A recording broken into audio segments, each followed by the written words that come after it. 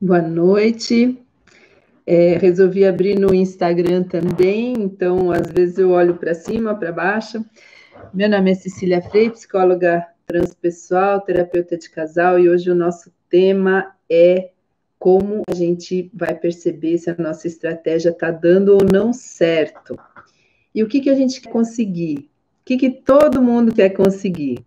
Afeto, não é? Amor. Isso é universal e não tem como dizer que você não quer isso também, não é verdade? E você já pensou se, de repente, tudo que você está fazendo pode estar indo na contramão daquilo exatamente do que você quer? Você já pensou que talvez uma mudança de rota, né, tipo GPS, recalcular a rota, poderia te ajudar a você obter aquilo que você quer? Viver em paz? Bom, hoje a gente vai fazer, mais para o final, a gente vai fazer uma meditação de intenção, em que você vai aprender como colocar a sua intenção para que os céus, o universo, o nome que você queira chamar, possa te escutar e te atender. Mas, como a gente fala, né? Reza para Deus, mas fecha a sua porta. Então, é importante que você também faça a sua parte, que você também possa se empenhar em curar a sua mente de várias ideias preconcebidas, de várias feridas que você possa ter colecionado ao longo da sua infância, da sua adolescência e mesmo da vida adulta.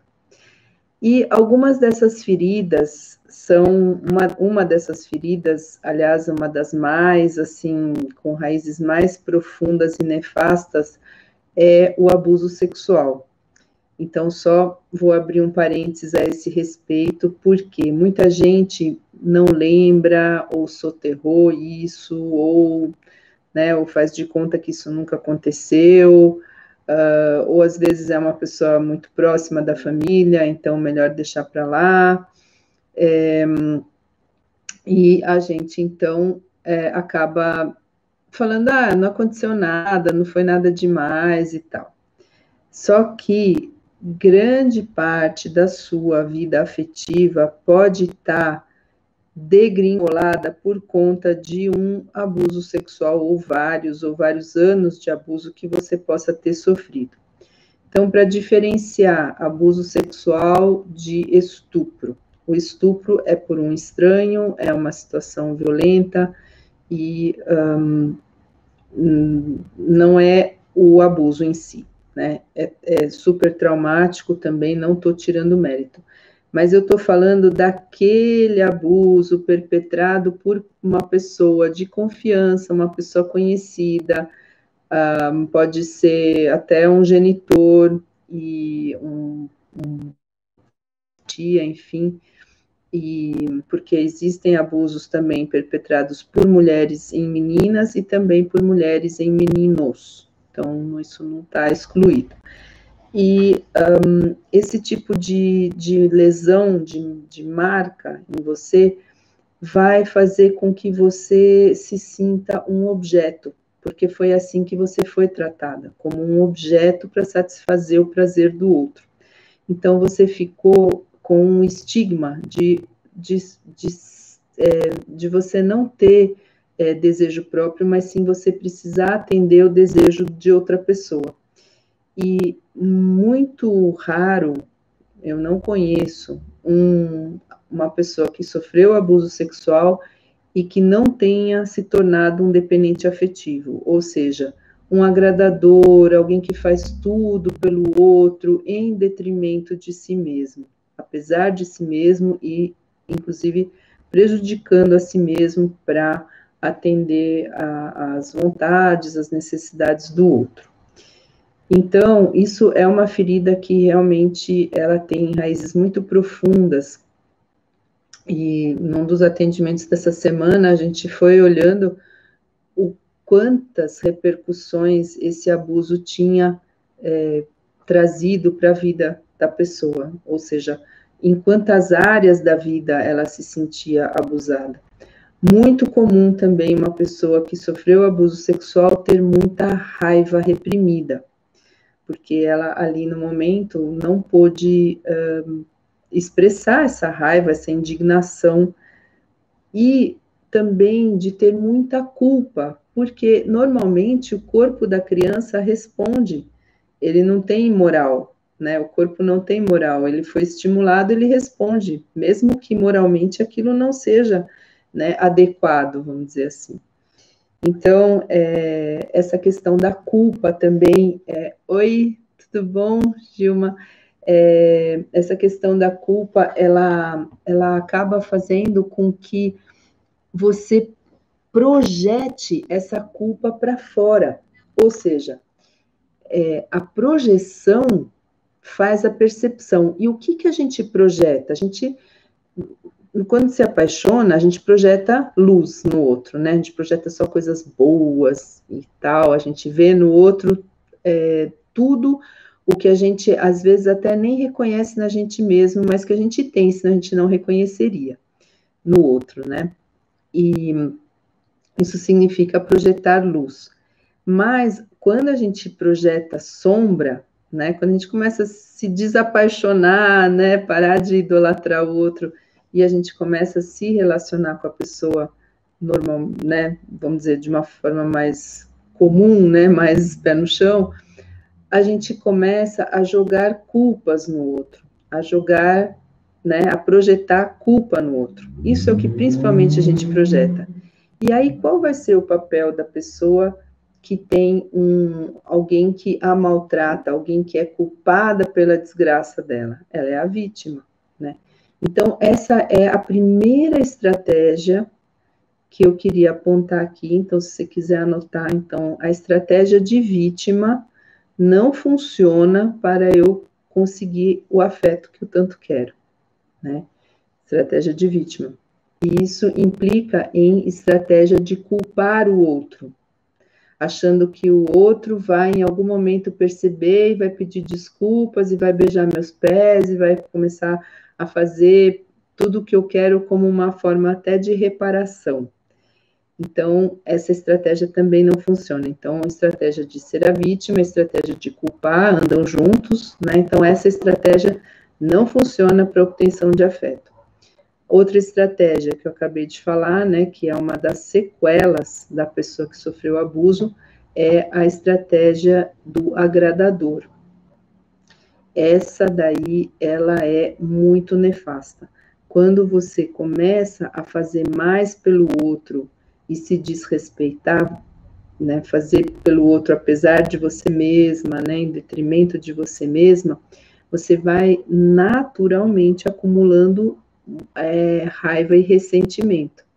Porque você fala, puxa, ele nem percebe, olha quanto eu estou me sacrificando. Daqui a pouco eu vou falar dessa palavra também. E ele não me agradece, ele não faz o que eu espero que ele faça. Isso sem você ter falado o que você espera, né? Mas você espera que o outro traga um reconhecimento, que o outro te valorize e tudo mais, por você estar se sacrificando. Então, vou ressaltar essa palavra, amor não é sacrifício. Então, se você quer trocar afeto com outra pessoa, quer dar e receber afeto, então se sacrificar, e aí entra justamente o papel do agradador, não é uma estratégia que funciona. Hoje a gente vai falar justamente, né, de desmontar essas estratégias que você vem usando e que não tem dado certo. E no final a gente vai fazer a meditação da intenção, para quem chegou há pouco tempo. Então, vítima, culpar o outro e se sacrificar, ou seja, ser agradador, não funcionam para você conseguir afeto. E quando você está fazendo isso com o seu parceiro, é porque você também não está com um parceiro que está com você alinhado, que é uma pessoa que sabe trocar, né, que consegue dar e receber afeto. Sempre tem um desequilíbrio quando a gente entra nesses papéis. Ou a outra pessoa é um narcisista e você se cansa de se esforçar e agradar e nunca vem nada do outro, ou então é ao revés, o outro é um agradador e você acaba ficando enfadada, né? E aí você começa até a abusar da pessoa, né? Tipo, pô, o cara tá aqui lambendo minhas botas, então deixa eu pedir mais e mais e mais, e não tem fim, né? Porque não está acontecendo a troca de afeto genuíno entre vocês. Então, essa relação transacional, ela não alimenta a alma. Então, os dois ficam sempre no vazio. É uma coisa de um ser objeto do outro. E isso não aquece o coração, não alimenta a alma, fica uma coisa vazia.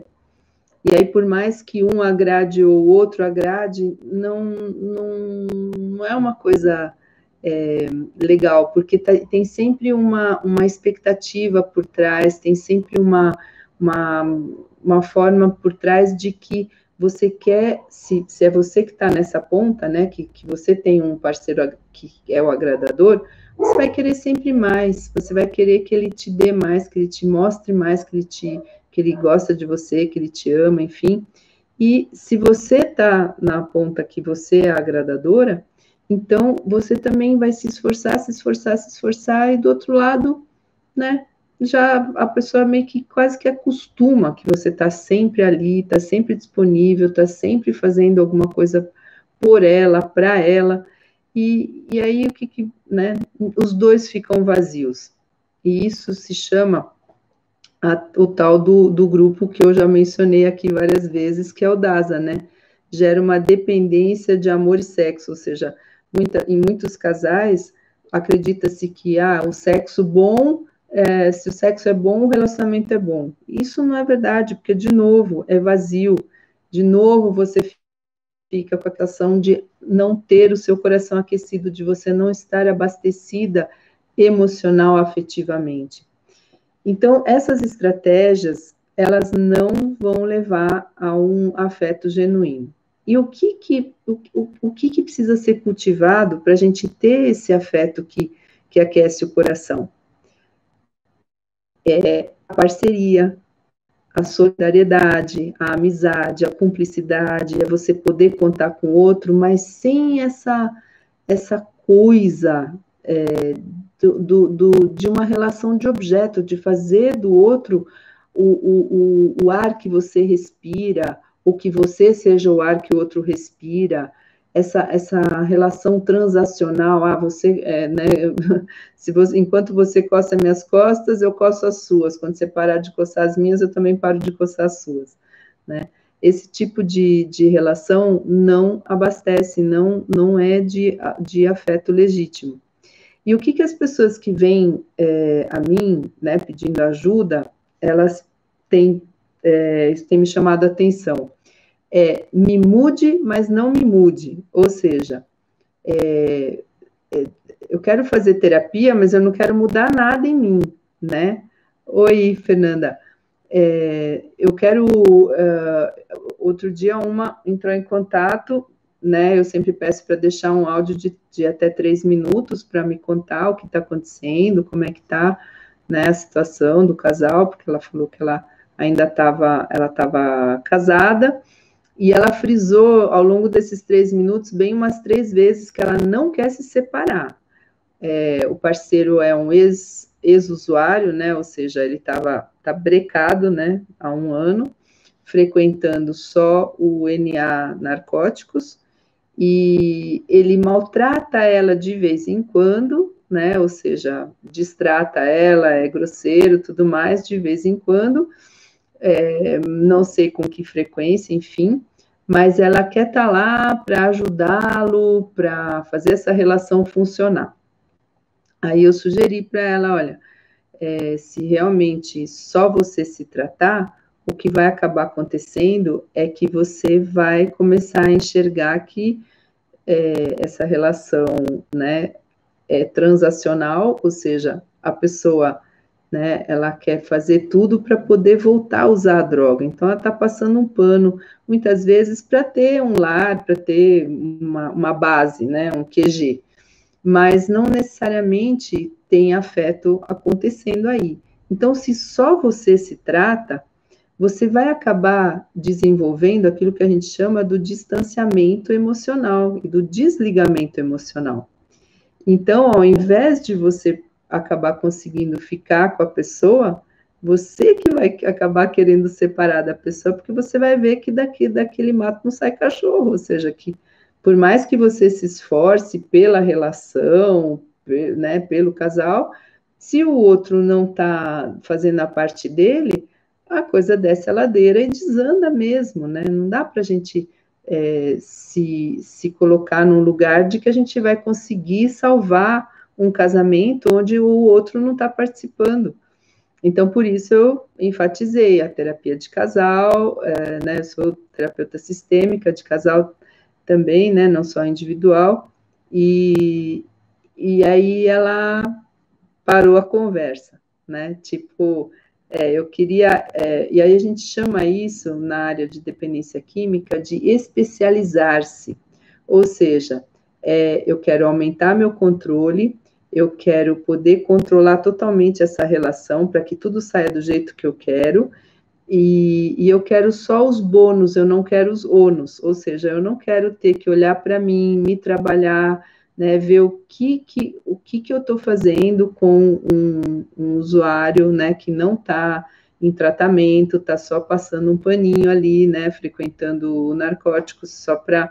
Isso não é propriamente um tratamento, né? E tendo esse comportamento que a gente, em dependência química, chama de bêbado seco, ou seja, a pessoa não está necessariamente usando, mas ela tem todas as, assim, chamados defeitos de caráter do tempo de uso, que é essa arrogância, né, o próprio narcisismo mesmo, né, o egocentrismo, é que narcisismo fica mais floreado, né, mas é o umbigocentrismo, o egocentrismo que está fazendo com que ele distrate a parceira.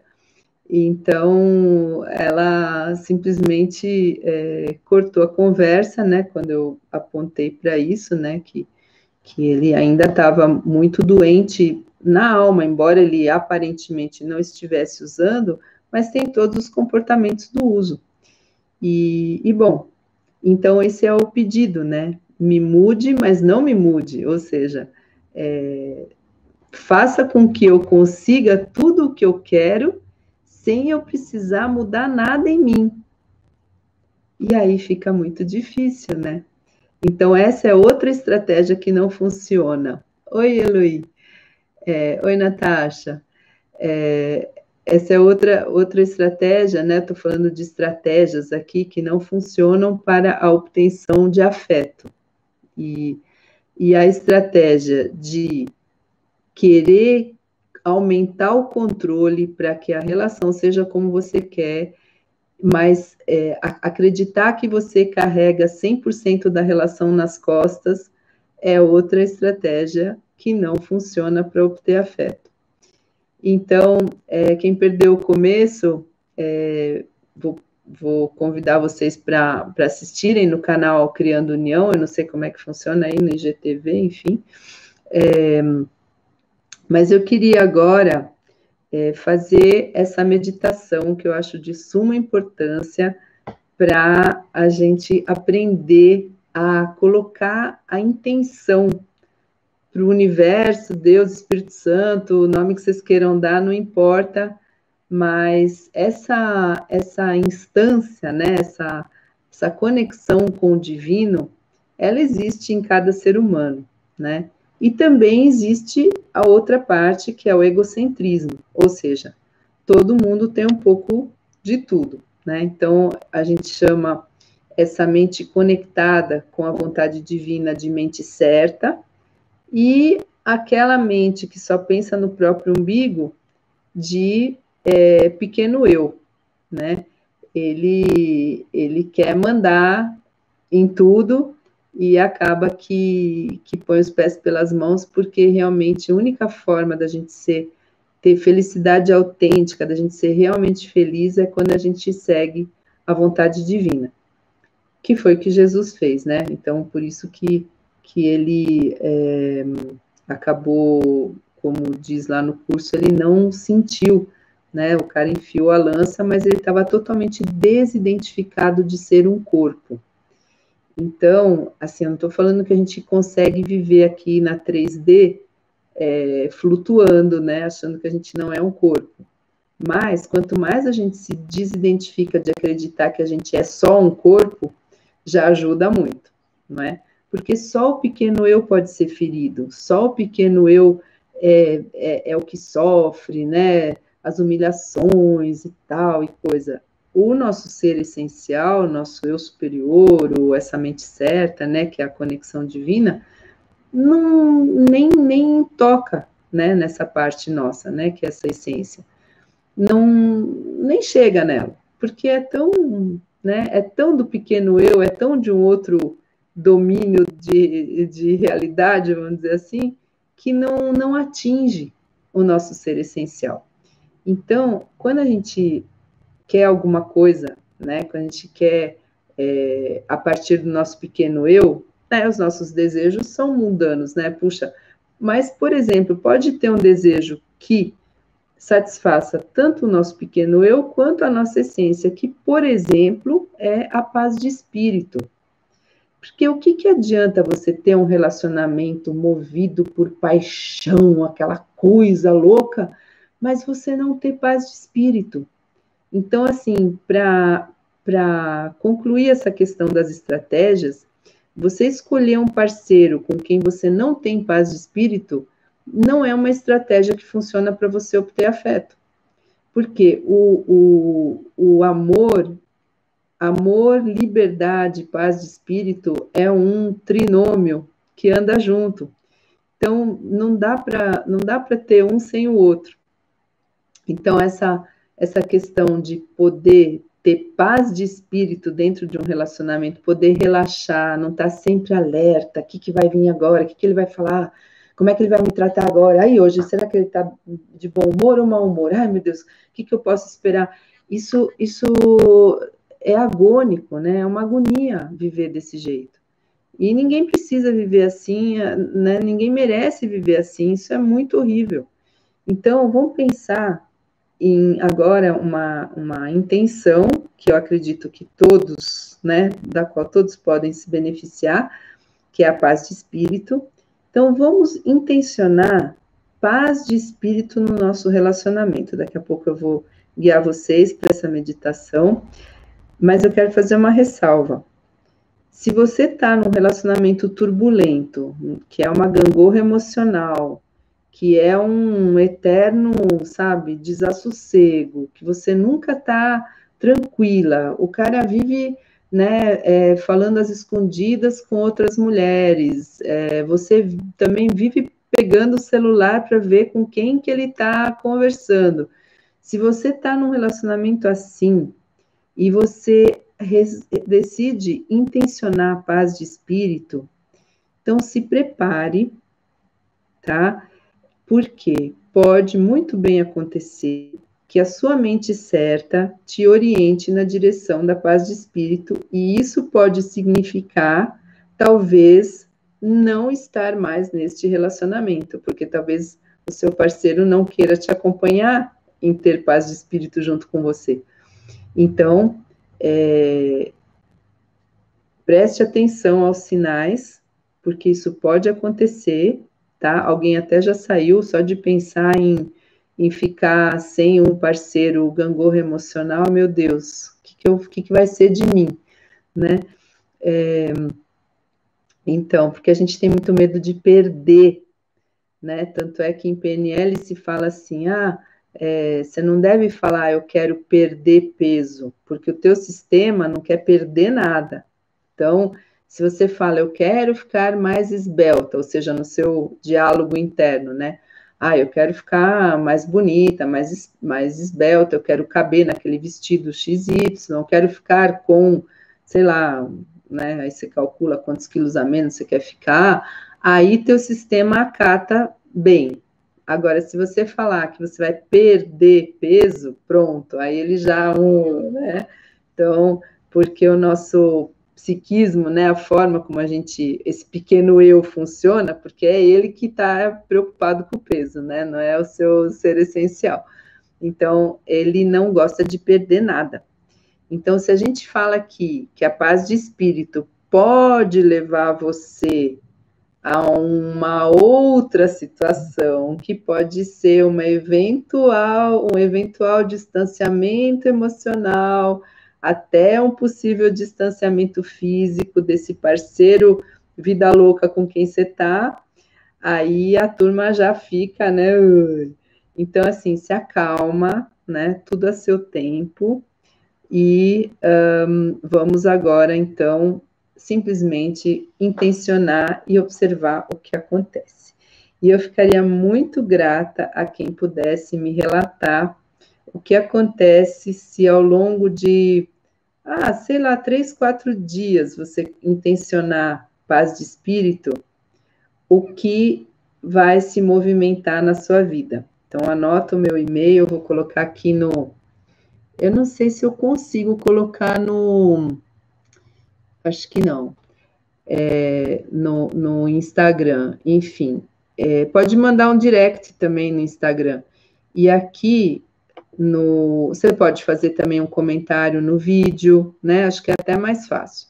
Eu recebo esses comentários e aí eu te respondo por lá, mas vou colocar de toda maneira o meu e-mail, ceciliafrei@gmail.com. Pronto. E aqui você pode, então, me contar o que aconteceu na sua vida depois que você começou a intencionar paz de espírito. Oi, Estela. Nós vamos começar agora já nessa segunda parte aqui do nosso encontro. Nós vamos começar daqui a pouquinho, então, a meditação guiada para a gente aprender a intencionar com a mente certa, que é a nossa mente conectada com a divindade. Então, vou pedir para vocês se sentarem confortavelmente, eu também vou me ajeitar aqui. Vamos fechando os olhos, pés no chão, os braços, as mãos no colo, né? Podem ficar com as mãos no colo. Vamos, então, respirar profundamente, algumas respirações. Sinta encher sua barriga. Perceba o ar entrando e saindo. Foca nisso. Deixa os pensamentos passarem, tranquilos. Não se apegue a nenhum. Perceba onde há tensões no seu corpo. Mande o ar para lá, conforme você inspira, movimente essas partes, pode ser a nuca, né, o pescoço, os ombros. Perceba os dedos das mãos, dê uma relaxadinha neles. Planta dos pés e os dedos dos pés. Se ajeite bem na cadeira. E agora, se acalmando mais profundamente. Vamos então fazer um pequeno exercício de intenção. Nós vamos ter 4 passos nessa intenção. O primeiro é verbalizar a intenção, né? Mentalmente, enfim. Eu vou verbalizar: eu quero paz de espírito. Eu quero paz de espírito no meu relacionamento afetivo. Eu quero paz de espírito no meu convívio familiar. Para quem tem família. Esse é o passo 1. Então, quando você tem clareza do que você quer, e esse é um essa é uma intenção bem ampla e clara, assim, não é nem, ela é específica, mas ela é ampla, né? Porque ela é para você mudar de estado realmente. Segundo passo é ampliar essa intenção para o bem maior de todos os envolvidos. Então, eu não só intenciono paz de espírito para mim, mas para todas as pessoas com quem eu convivo, meu parceiro, minha família. Então, desde que isso seja para o bem maior de todos. O terceiro passo é a entrega. E aí, para quem ainda sofre de dependência afetiva, significa soltar o controle. Eu entrego, porque eu tenho só uma perspectiva de sapo nessa existência. Mas o meu eu superior, o Espírito Santo, barra minha mente certa, o self quântico, né? Esses nomes todos se referem a aquela parte da minha mente que está conectada com a vontade divina. Ela fala baixinho, ela fala através de intuição.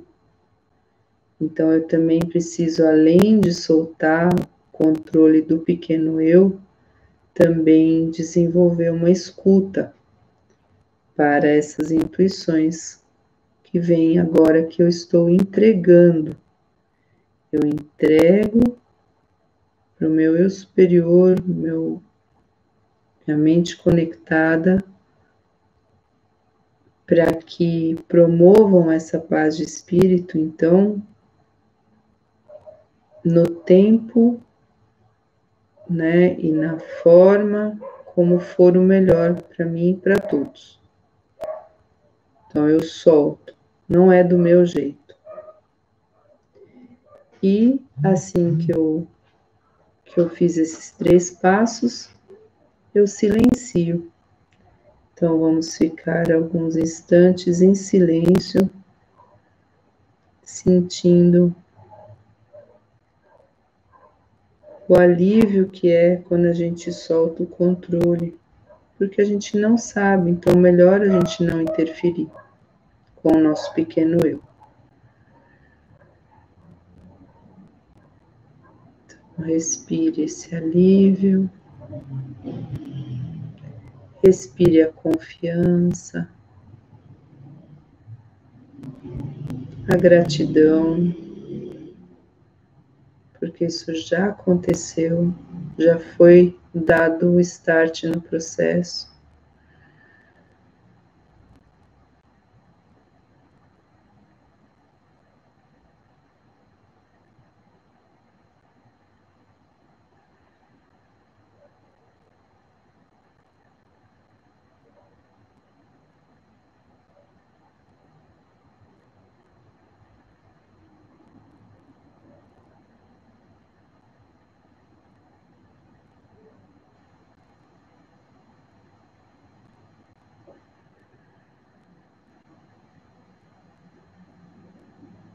E aos pouquinhos, então, hoje a gente pode já ir voltando, mas na sua casa você pode continuar, né? Porque esse processo de você silenciar em alguns momentos do dia é essencial para você manter essa conexão e abrir a escuta, a percepção para os recadinhos da sua mente certa. Porque a mente do ego, ela é tagarela do pequeno eu. E ela está sempre movimentando você para você fazer algo, porque senão você vai perder algo, você vai se dar mal, você vai ter alguma coisa, é sempre uma ameaça. Então, você tem que fazer isso, senão... Tananana. E a gente está muito acostumada com essa voz dentro da nossa cabeça. Então, para ouvir a outra voz, que é silenciosa, fala manso, tranquila, nos conduz para o nosso mais alto bem, ao invés do prazer imediato.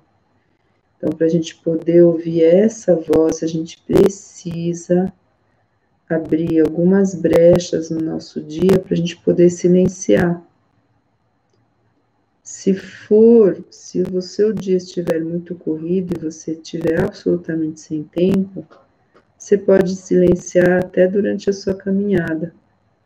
Ao invés de você pôr uma música ou ficar tagarelando com alguém, saia em silêncio.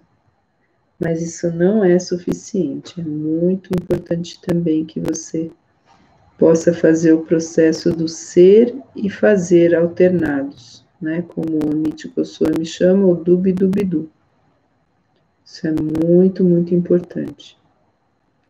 Por causa das ondas cerebrais também, que precisam estar um pouquinho mais tranquilas, mais calmas, para você poder entrar nesse outro estado de receptividade para as intuições, para os insights que vêm dessa sua instância de uma consciência ampliada, que é o seu self quântico, o seu eu superior, ou o Espírito Santo, barra sua mente certa, né? Todos esses nomes se aplicam ao seu ser essencial. Então, agora a gente vai, aos poucos, começando a se mexer, para poder abrir os olhos. E com muita gratidão a quem pôde acompanhar até o final. E isso, Majô, paz de espírito é o que sempre almejei. É o que dá para a gente, né, para a gente mesmo intencionar e ter isso sempre na nossa, né, na nossa dianteira, por conta do quanto isso é importante, né? Porque o estresse também é uma das maiores fontes de doenças. Estilo de vida barra estresse e alimentação, que são duas coisas que muitos médicos alopatas não levam tão em conta, apesar que hoje já um pouco mais, né? Porque né, medicar é o que é mais importante, enfim. Mas isso é o que adoece a gente. Então, em época de pandemia, baixar o estresse é fundamental, super necessário, e mesmo fora da pandemia. Quantas doenças cardíacas e hipertensões se poderiam evitar se a pessoa aprendesse a fazer pequenas pausas no dia? Não precisa fazer uma meditação de horas, mas quebrar o seu dia em vários momentos em que... Sabe aquela hora que você está na fissura para comer um doce? É porque você está precisando de uma pausa. Tem até aqueles outdoors, né, que falam, se dê um break, e aí tem lá um chocolate. Mas, na verdade, o que você está precisando é baixar a sua ansiedade, baixar a tensão. E é claro que o açúcar, ele baixa realmente a tensão, né?